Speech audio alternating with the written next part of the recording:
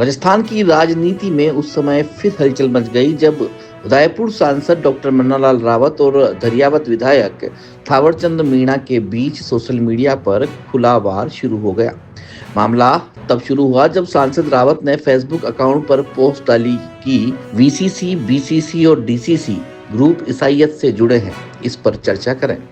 इस पोस्ट के बाद कई यूजर्स ने कमेंट किए, लेकिन विधायक थावरचंद मीणा की तीखी प्रक्रिया ने इस मुद्दे को सीधे महाभारत का रूप दे दिया। दोनों नेता सोशल मीडिया पर लगातार बयानबाजी करते रहे और समर्थकों ने भी कमेंट्स में आग में घी डालने का काम किया।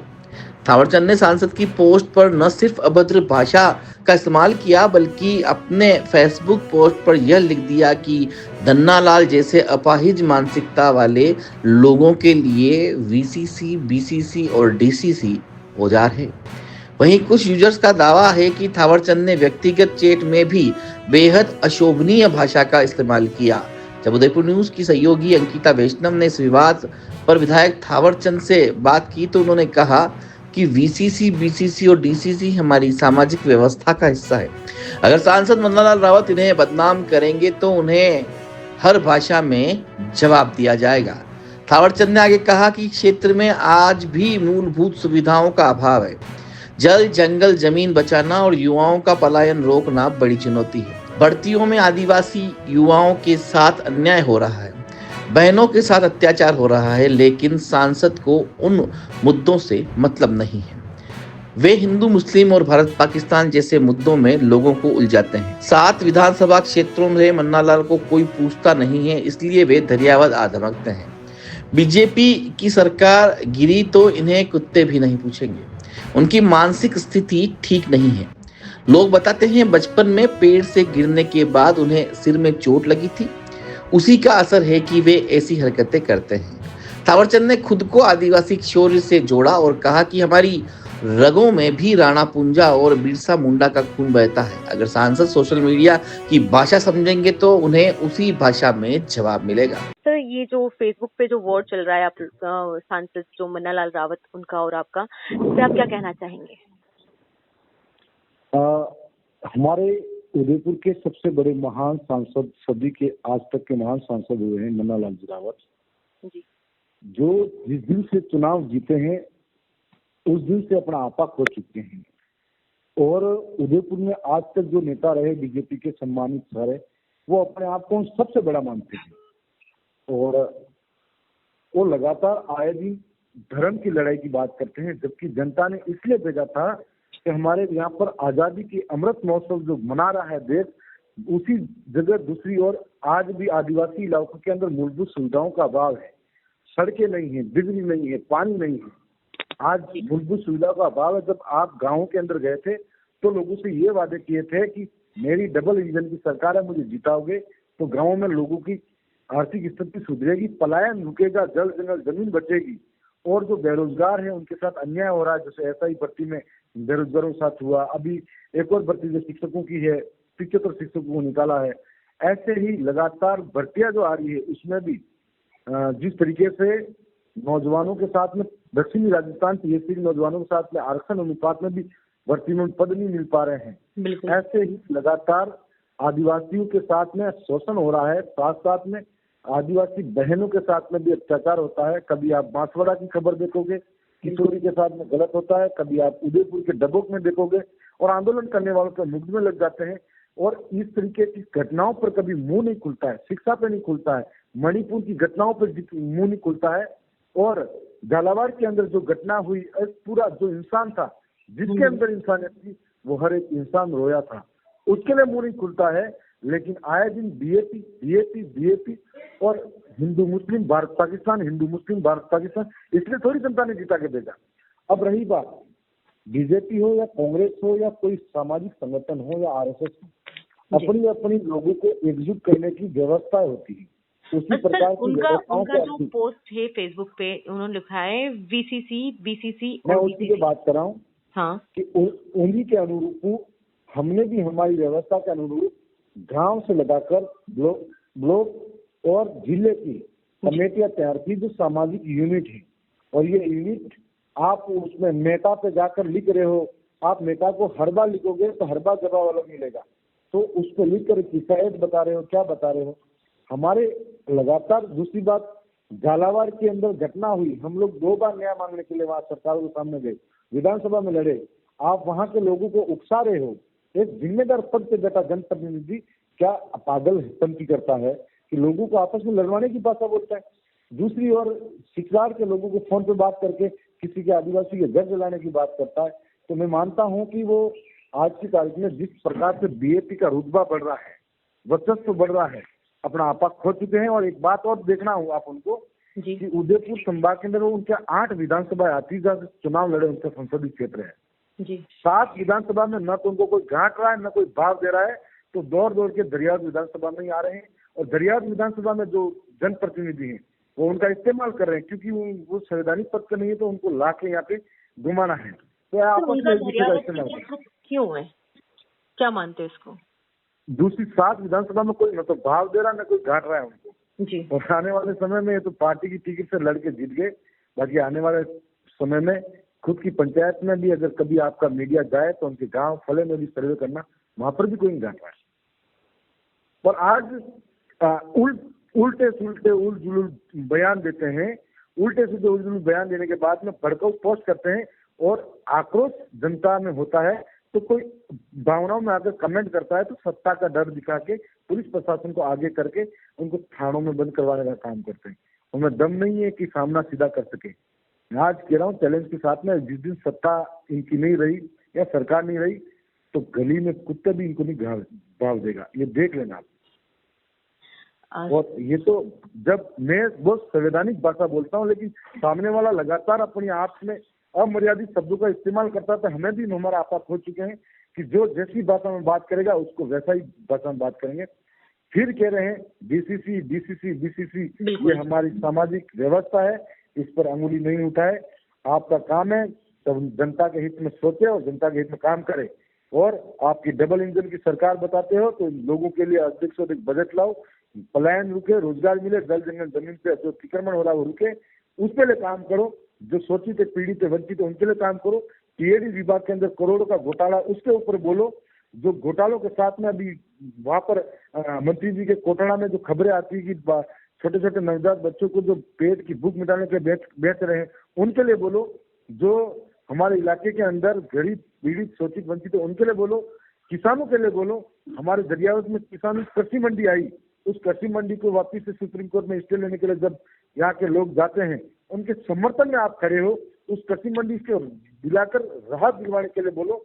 और ये धर्म की लड़ाई जरूरी नहीं है, ये लड़ाई शिक्षा की, स्वास्थ्य की, रोजगार की लड़ो, तो हम भी समझे कि उनका सम्मान करेंगे कि हमारा माननीय संसद महोदय है।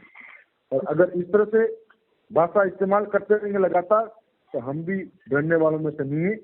हमारे पुरखों में राणा पुंजा का खून दौड़ रहा है, जो हल्दी घाटी के युद्ध में अकबर की सेना भी थर थर कांपती थी। बिरसा मुंडा का खून दौड़ रहा है, जो उलगुलान करते हुए अंग्रेजों को भी पसीने छुड़ाए थे। और हमारा शौर्य पराक्रम बलिदान का रूप आपने मानगढ़ की पहाड़ी में देखा है। उस बलिदानी खून की कौम के हैं, सच्चाई के साथ में खड़े हैं, सच्चाई के साथ में रहेंगे। और आगे भी अगर उजुल कमेंट आए तो उसके विपरीत पर बुरे कमेंट आएंगे, उनको आप अपने चैनल के माध्यम से बता देना चाहता हूँ। सर, आप मन्ना लाल जी से क्या कहना चाहेंगे? यही कहना चाहूंगा कि मानसिक स्थिति सुधारे और जनता ने जिस उम्मीद के साथ में आपको जिताया है उन जनता के लिए काम करे। और मुझे मालूम है कि अपने आप को ज्यादा पढ़ाका समझते हैं, उदयपुर संभाग में बीजेपी के सारे नेताओं में अपने आप को ज्यादा समझदार समझते हैं, लेकिन सारे नेता जानते हैं आज की तारीख में वो बौखलाहट है, उनकी मानसिक स्थिति खराब चल रही है उनकी। क्योंकि दक्षिणी राजस्थान में लगातार जनाधार बढ़ रहा है बीजेपी का। दक्षिणी राजस्थान के साथ साथ में पूर्वी राजस्थान, इधर पश्चिमी राजस्थान और अन्य हिस्सों में ये लड़ने वाली पार्टी है जो ईमानदारी के साथ में आगे बढ़ रही है, इसलिए उनको पच नहीं रहा है। या फिर किसी ने सिर्फ आगे लगा रखा है कि कुछ भी बोलो, कोई बोलो, तुम बोलो, तुम्हारे को प्रमोशन देंगे, बोलो, लेकिन कोई प्रमोशन देने वाला नहीं है। और उस पार्टी में है तब तक घाट रहे हैं, कोई घाटने वाला नहीं। बचपन में जो आम की कैरिया एक दो पक जाती ना, हाँ, तो वो एक कैरी लेने ऊपर चढ़े थे। अच्छा, आम के पेड़ से नीचे गिर गए थे, उनके सिर में देखना लगी हुई है। अच्छा, तो ये इंसिडेंट आपके सामने का है? ये उसके गांव वाले बताते हैं, उस दिन से ये मेंटल टाइप करता है कभी कभी। वहीं इस पूरे मामले पर उदयपुर न्यूज के संवाददाता ललित मेनारिया ने जब सांसद डॉक्टर मन्नालाल रावत से बात की तो उन्होंने कहा वीसीसी, बीसीसी और डीसीसी नाम के कुछ व्हाट्सएप ग्रुप चल रहे हैं जिनमें ईसाई धर्म का प्रचार होता है और हिंदू देवी देवताओं का अपमान किया जाता है। यही सच जनता तक पहुंचाने के लिए मैंने पोस्ट की थी। रावत ने आगे कहा कि मैंने इस मुद्दे को लोकसभा में भी उठाया है। जनता को सचेत करना मेरा कर्तव्य है। थावरचंद का पलटवार उनकी बौखलाहट है। वे हिंदू संस्कारों को छोड़ चुके हैं, तभी तो सिर पर सफेद कपड़ा बांधते हैं, जो हिंदुओं में मृत्यु के समय की निशानी है। बाप पार्टी के असली इरादे मैंने उजागर कर दिए हैं, इसलिए वे अब मुझ पर अभद्र भाषा का हमला कर रहे हैं। एक आपका फेसबुक पे पोस्ट आया था वो बीसीसी वीसीसी बीसीसी वाला कुछ, तो क्या मायने थे इस पोस्ट के, जानकारी चाहते थे सर?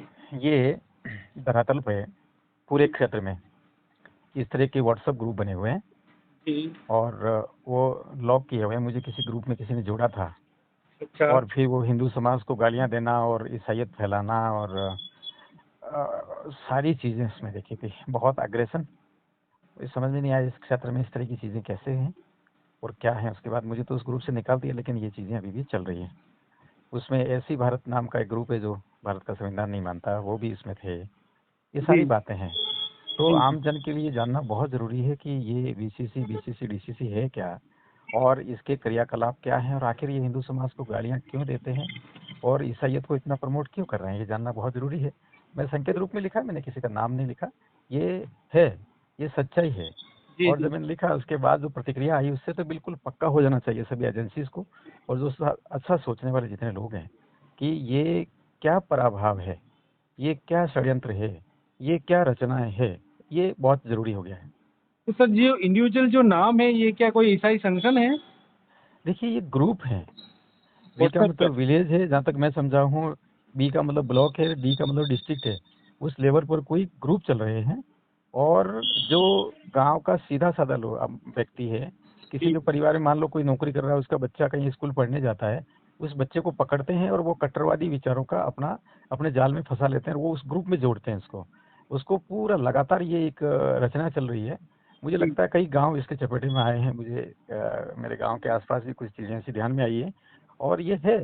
मैंने टेस्ट रूप में डाला था, लेकिन जिस प्रकार की करीब 300-400 प्रतिक्रिया आई और उसमें जिस तरीके से लिखा है उससे भी एक भाव निकलता है कि आखिर ये क्या है। तो सर जो आपने पोस्ट की उसके बाद में इसे हो सकता है प्रत्युत्तर में माना जाए, थावरचंद विधायक हैं, उन्होंने इसका कुछ थोड़ा जवाब दिया है, आपने देखा है वो? हाँ, मैंने देखा, किसी कार्यकर्ता ने भेजा है, उसमें अपशब्द लिखे हुए हैं। अपशब्द के साथ में आपको उन्होंने मानसिक अपाहिज कहा है। नहीं, वो अब जो आदमी जी पकड़ा जाता है ना चोरी करते हुए, जी जी तो चोरी करता हुआ आदमी यदि पुलिस पकड़ती है तो वो क्या करता है, वो पुलिस के ऊपर आरोप करता है।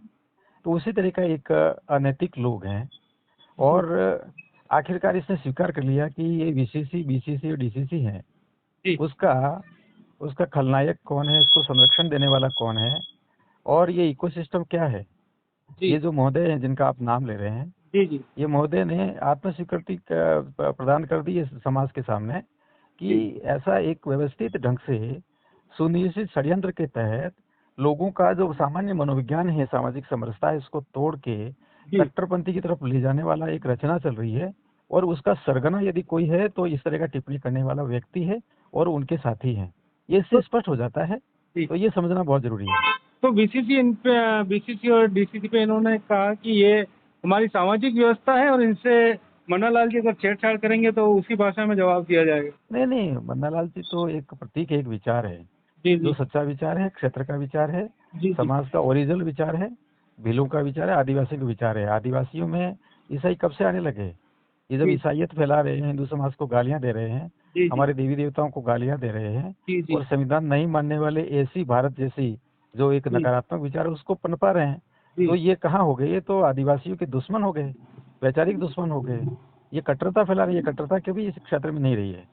थावरचंद जी कह रहे हैं कि मन्नालाल जी के पास में कुछ काम है नहीं, वो सिर्फ हिंदू मुस्लिम, भारत पाकिस्तान और आपस में देखिए, ये जातियों जो को लड़ाने बीएपी की है, बातें करते रहते हैं। ये जो बीएपी है ना, जी ये बीएपी एक ही काम कर रही है, जी ईसाईयत फैलाने का। जी और उसका पहला सबूत मैं आपको देता हूँ। जब ये आए थे तब कहते थे आदिवासी हिंदू नहीं। जी जी ये इनका ओरिजिनल स्वभाव है। उसके बाद ये कि आदिवासियों को अलग धर्म कोड चाहिए। ये दो बातें लेकर ये लगातार चल रहे हैं। ये दोनों विचार कहाँ से आए इसको समझना बहुत जरूरी है। आदिवासी हिंदू नहीं, ये विचार पादरी वेरियर एल्विन का है, जो भारत में आया था और आदिवासी क्षेत्र में सत्यानाश करके गया था। और अलग धर्म कोड जो जिसकी मांग ये लोग कर रहे हैं, वो मांग जो है वो कैथोलिक चर्च ऑफ रांची का है। ये डॉक्यूमेंट मेरे फेसबुक पेज पे पड़े हैं, आप देख सकते हैं, मैंने रांची से मंगाए हैं। वहाँ के कार्यकर्ता हैं जो हिंदू समाज से आते हैं, हिंदू आदिवासी हैं, संदीप उराव, उन्होंने मुझे भेजे हैं कि चर्च ने मांग की है वहाँ के मुख्यमंत्री से मिल के। मुख्यमंत्री ने एक दिन का स्पेशल सेशन बुलाया है अलग धर्म कोड की बात को लेके। ये सारा पब्लिक डोमेन में है। जब ये सच्चाई आ रही है और सच्चाई हम रख रहे हैं, समाज का प्रबोधन होता चला जा रहा है, समाज को पता लग रहा है कि ये वीसीसी, बीसीसी, डीसीसी जो भी है, इसके संरक्षक ये बीएपी और बीएपी के जितने सरगना हैं, ये सारे सरगना जो हैं वो चर्च का काम कर रहे हैं। जब हम ये बात रखते हैं तो वो कुछ भी अनाप शनाप बोलते हैं। वो ये कह रहे हैं सच्चाई हम कि रखते हैं। मन्नालाल जी को ना, मतलब कोई पहले उनके गांव के लोग बोलते हैं कि वो कभी बचपन में आम के पेड़ पे चढ़े थे और गिर गए, उसके बाद उनके सिर में कोई चोट का निशान जो अभी भी है, इस वजह से मन्नालाल जी ऐसी उटपटांग बातें करते हैं। देखिए ऐसा है कि ये जो लोग हैं, जी जब हम इसको सिद्ध कर रहे हैं कि ये चर्च के लोग हैं, जी तो बोखलाहट में कुछ भी कह सकते हैं। ये जी तो गालियां भी दे सकते हैं। जो जिस टिप्पणी पर आप बात कर रहे हैं, मैंने फेसबुक पेज पर अभी भी डाला हुआ है, जी जी, उसके दोनों की नीचे है अभी देखिए भी। कितने गालियां दी हैं। जी और ये लगातार गालियां दे रहे हैं। ये गालियां देने की जो सिस्टम ये कभी नहीं रहा। ये जी सारी चीजें बहुत स्पष्ट हैं कि ये लोग अपने मकसद में आगे बढ़े हैं, लेकिन अब इनकी पोल खुलती जा रही है। जब जिसकी किसी की पोल खुलती है जी तो चोर की दाढ़ी में तिनका आपने सुना होगा, जी वो चोर की दाढ़ी में तिनका है और चोर कौन है ये स्पष्ट होता चला जा रहा है, समाज को पता चला जा रहा है। और ये इनको ये पता है कि मन्नालाल रावत जो भी लिख रहा है वो सत्य है और सत्य की वजह से इनकी पोल खुल रही है। तो ये बौखलाहट में ऐसे सारी बकवास कर रहे हैं। मैं स्पष्ट कहूंगा कि ये बीएपी कुछ और नहीं है। ये जिस प्रकार से मध्य भारत में और रांची और इसके आसपास का जो एरिया है, जंगल में एरिया है, वहाँ चर्च प्रेरित जो नक्सलवाद था वो खत्म हो रहा है। तो वहाँ के कुछ लोग यहाँ पर आए हुए हैं, घुसे हुए हैं। वो लोग आदिवासियों के कुछ बच्चे हैं, उनको भ्रमित करके एग्रेशन की तरफ ले जा रहे हैं। और वो बच्चों की जो टिप्पणियां हैं वो मेरे फेसबुक पेज पर आप देख सकते हैं, बाकी सब जगह देख सकते हैं। ये पुलिस के इनपुट में भी है और बहुत सारी चीजें हैं। सर, आखिरी सवाल है जो भी इसी तरह का है कि मतलब एक तो ये कि आपको अगर इस तरह के कोई इनपुट मिले हैं तो आप इसको सार्वजनिक सोशल मीडिया पे क्यों अलर्ट कर रहे हैं? आपके पास में डबल इंजन की सरकार है, आपके पास खुफिया एजेंसी और पुलिस विभाग है। देखिए मेरा थोड़ा सा बैकग्राउंड देखिए। जी जी मैंने जब विचार रखा तो मैंने लोकसभा में ठोक पीट के रखा जी कि मेरे अपने आदिवासी क्षेत्र में जी भील समाज में कुछ बाहरी तत्व आए हुए हैं जी जो नक्सलवाद का विचार फैला रहे हैं, अलगाव का विचार फैला रहे हैं और चर्च प्रेरित कर रहे हैं। ये सारी बातें काकरी डूंगरी के कांड में भी समाज ने देखा। 2 आदिवासी बालकों को मार दिया गया पुलिस की गोलियों से। इन लोगों ने बहुत बड़ा षड्यंत्र किया। जब आदिवासी बेटी को नरेंद्र भाई मोदी जी राष्ट्रपति बना रहे थे, तब ये जो जिनका नाम आप ले रहे हैं, ये गोदरी ओढ़ के सोए हुए थे। इनके जो 2 विधायक हैं, एक विधायक तो गया ही नहीं वोट डालने और दूसरा गया किसी और को दे के आया। तो ये आदिवासियों के विरोध में एक षड्यंत्र है। नहीं, आप ये खुद आदिवासी सदन में नाम इतना देकर बड़ा विषय मैं उठा लेते हैं तो फिर अब सोशल मीडिया पे क्यों? नहीं आप समझिए, जब मैं सब जगह उठा रखा है जी तो जी समाज का प्रबोधन भी बहुत जरूरी है। जी जी सभी को लगना चाहिए, सबको ये पता लगना चाहिए। अभी तो पता नहीं है बीसीसी क्या है। अभी तो हमारी टीम जो है ना शांत बैठी, उनको ही पता नहीं है कि कितना बड़ा जो है एक षड्यंत्र चल रहा है आसपास में। और षड्यंत्र के जो काले चेहरे हैं वो कौन है? वो एक सफेद कपड़ा माथे पे बांधते हैं। और वो ऐसा सफेद कपड़ा क्यों बांधते हैं इसका भी मैं राज बताता हूँ। जी जी हमारे भील समाज में, आदिवासी समाज में एक परंपरा है जी कि किसी का पिता मर जाता है तो उसके बाद पगड़ी बांधते हैं, वो सफेद कपड़ा होता है। ये एक रूढ़ी है, ये परंपरा है। इस परंपरा के विरोध में इन्होंने अपने जो हिंदू माता पिता हैं उनको मार दिया है और उसके बाद ये सफेद कपड़ा माथे बांध कर घूम रहे हैं। ये सारे के सारे ईसाई के एजेंट हैं और ये ईसाइयों के एजेंट जो हैं इस प्रकार का कर रहे हैं। हम तो कह रहे हैं सबका साथ सबका विकास, और ये सर, बात कह रहे उनका नहीं साहब, हम उनका तो केवल उनका जो ईसाई कहना चलाएंगे। है उनका जो कहना है वो कह रहे हैं कि वो मन्नालाल जी सिर्फ लड़ाई वाली बातें में आगे रहते हैं, जबकि अभी देखिए जब वागड़ में कोई दुष्कर्म की बात हुई, कोई पीड़िता का कुछ हुआ तो उस पर नहीं बोलेंगे। ऐसा ही की नहीं भर्ती या अब किसी सुनिए प्रकार की सुनिए भर्ती होगी सुनिए तो सुनिए बेरोजगारों के लिए सुनिए भी बोलेंगे। इनको विकास से कोई मतलब नहीं है।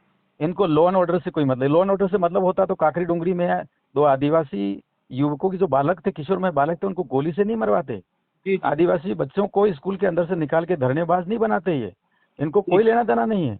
ये वो भगवती भील है, उससे जाके पूछिए, एक आदिवासी बालिका है, उसके जी साथ क्या किया इनके लोगों ने। ये कानून व्यवस्था से इनको मतलब नहीं, ये केवल जनजाति समाज की संस्कृति, नैतिकता और जो विरासत है उसको खत्म करके आगे ले जा रहे हैं। ये कभी कभी बीच में उकसाने के लिए ऐसा बोलते हैं। ये थोड़ा व्यवस्थित समझेंगे तो पूरा पिक्चर समझ में आएगी। ये कनेक्टिंग डॉट्स हैं, ये सारी बातों को कनेक्ट करके जोड़िए तो सीधा समझ में आएगा। पादरी वेरियल एल्विन तो मर गया, वो सारा समाज की नैतिक मूल्य खत्म करके गया, और आदिवासी हिंदू नहीं ऐसा एक बीजारोपण करके गया, और उसी बात को ये आगे बढ़ा रहे हैं। तो सर ये आदिवासी का चेहरा, एक मिनट सुनिए, आदिवासियों का एक चेहरा मुखौटा पहना हुआ है, ये पूरी तरह से एक तरह से ये चर्च का एजेंडा चला रहे हैं। तो सर ये आप मान रहे हैं कि वीसीसी, बीसीसी और डीसीसी ये ऑलमोस्ट हिंदुत्व के खिलाफ एक साजिश है? अरे भैया उसमें थोड़ा खुल के देखो, उसमें लिखा हुआ है। नहीं, मैं उसमें आपकी तरफ से बिल्कुल टिप्पणी लिखी हुई है, इसमें हिंदू समाज के विरोध में ही लिखी हुई है टिप्पणी।